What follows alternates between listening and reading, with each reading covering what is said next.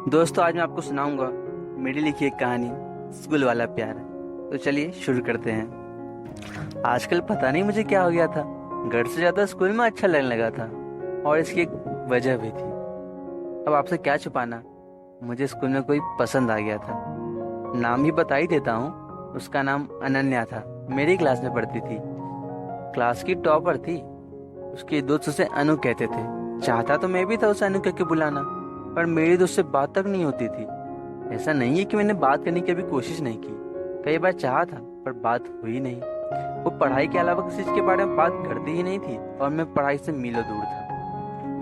एक बार उससे बात करने गया तो हाय हेलो की फॉर्मेलिटी के बाद उसने सीधे पूछ लिया, अगर तुम्हारा ट्रिग्नोमेट्री क्वेश्चन अच्छा है तो क्या तुम मुझे समझा दोगे? वो क्या है ना, मुझे अच्छे समझ नहीं आया था। उस वक्त मैं सिर्फ इतना कह पाया था, नहीं मुझे नहीं आता।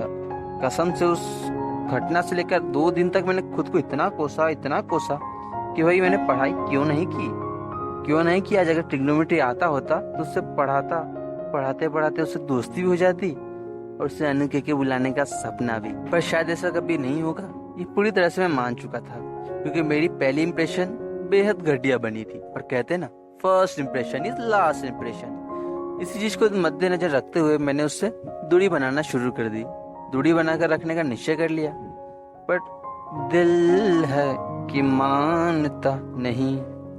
अंदर ही अंदर उससे अपना बनाने का सपना भी देख चुका था, और ये सपना सिर्फ सपना बनकर ना रह जाए, इसलिए मैंने एक कड़ा कदम उठाया, पढ़ने का। अगर उससे नजदीकी अब बढ़ानी है तो सिर्फ पढ़ाई एक जरिया है जिससे बात बन सकती है। मैंने पढ़ना शुरू कर दिया, पर कहा था ना, पढ़ाई से मैं मीलों दूर था, इसलिए अच्छे से पढ़ाई मुझसे होती नहीं थी।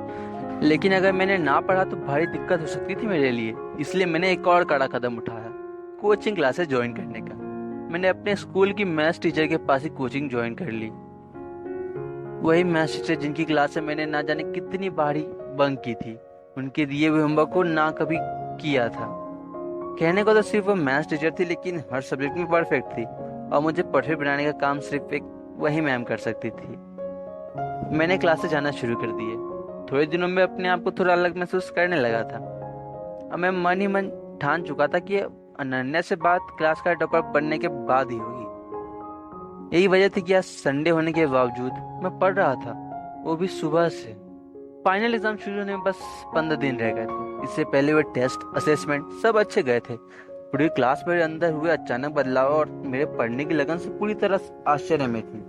कुछ करीबी दोस्तों से मुझे कुछ टिप्पणियां भी मिल चुकी थी, जैसे भाई ये बहुत पढ़ने लगे हो, भाई को टॉपर बनने का शौक है, क्यों बैक बेंच से फर्स्ट बेंच जाने का इरादा है, वगैरह वगैरह। पर अब रुकने का मेरा कोई इरादा था नहीं। सुबह से 15 दिन में मैंने इतनी पढ़ाई की जितनी कभी ना की। एग्जाम शुरू हो चुके थे, एक ही करके सभी पेपर हो गए।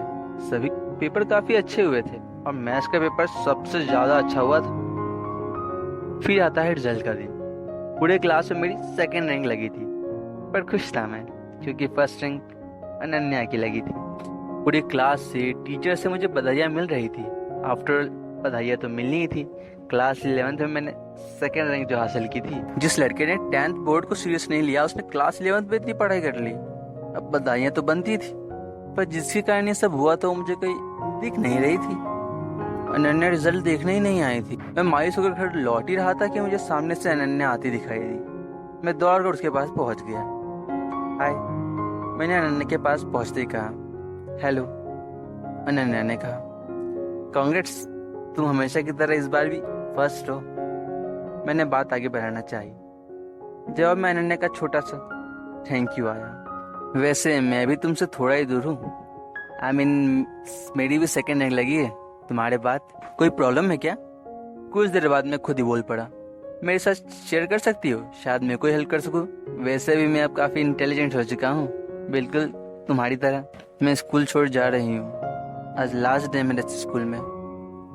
अनन्या ने एकदम मंद आवाज में कहा, मानो पल भर के लिए मैं सुन्न हो गया था। पर क्यों? मैंने खुद को संभालते हुए कहा, पापा का ट्रांसफर हो गया है, हम चेन्नई जा रहे हैं हमेशा के लिए। अनन्या ने उदासी भरे स्वर में कहा। मैं चुप रहा। थोड़ी देर बाद फिर अनन्या बोली, अब चलती हूँ। वैसे कांग्रेट्स, तुमने टॉप किया है। मैं चाहता था कि उसे कह दूं कि तुम पसंद हो मुझे और मेरी टॉप करने की वजह भी तुम हो, पर मैं बस उसे निहारता रहा। ओके बाय समर, अनन्या ने हाथ आगे बढ़ाते हुए कहा। बाय अनु, मैंने उसका हाथ थामते हुए कहा। बस यहीं तक थी ये कहानी। जल्द लौटूंगा और इसी कहानियों के साथ।